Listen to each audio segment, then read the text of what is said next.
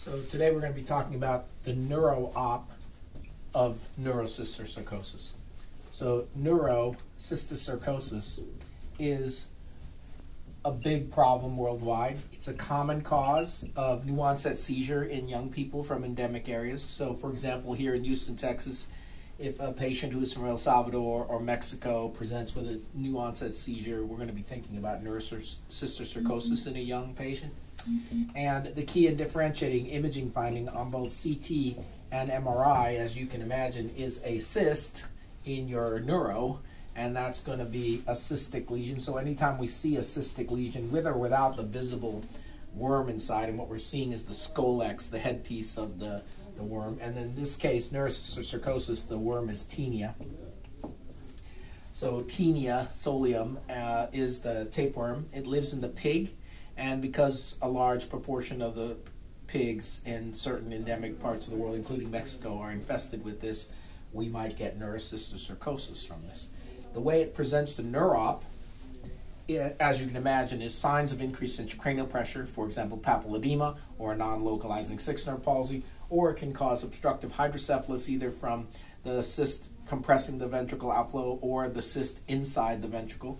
And those findings are the typical signs of hydrocephalus and increased intracranial pressure, including the dorsal midbrain syndrome.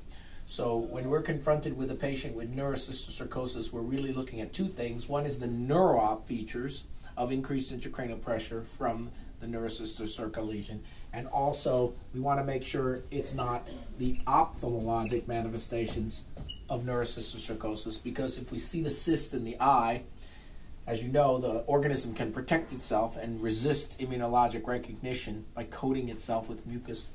And so if it's a cyst in your eye, it's still alive, and the body won't recognize it as a foreign body. And then when we kill it with medications such as praziquantel or albendazole, that is what leads to the inflammatory response, the massive vitritis that can be quite devastating to someone if they have the cyst in the eye. So before we start the treatment for neurocysticercosis, we want to do a dilated fundus examination to make sure that we don't have the worm in our eye, and we have to do the treatments that are going to be necessary for the worm before we start treating the systemic disease, because killing the worm might lead to a massive inflammatory response that could actually make the patient worse.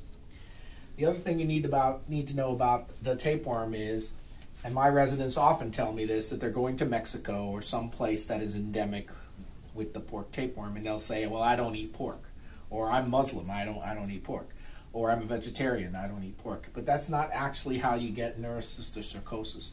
The way that you get neurocysticercosis, in addition to eating uncooked pork products, is exposure to the cysts, and those are coming out from muscular proglottids that have migrated out of the intestine of the infected individual, and that means it can be on lettuce and fruit and in the water. So it's from stool that's got the cyst in it, and so it doesn't matter if you don't eat pork in these endemic countries. The way you get it is from getting exposure to the stool, and if you're exposed to the stool and the cyst is on there, then you'll get neurocysticercosis. So we follow the CDC recommendations for general hygiene, and these include the prophylaxis against the tapeworm, which is don't eat anything unless you washed it yourself, peeled it yourself. Don't eat anything uncooked, so salads and things like that. That's how you get exposed to this organism. And I recommend drinking bottled water, including brushing your teeth with the bottled water. So bottled water that you opened yourself, wash things or cook things. I recommend you eat only cooked food, and that way you can avoid getting accidentally exposed to neurocysticercosis and the neuro-op manifestations of the organism.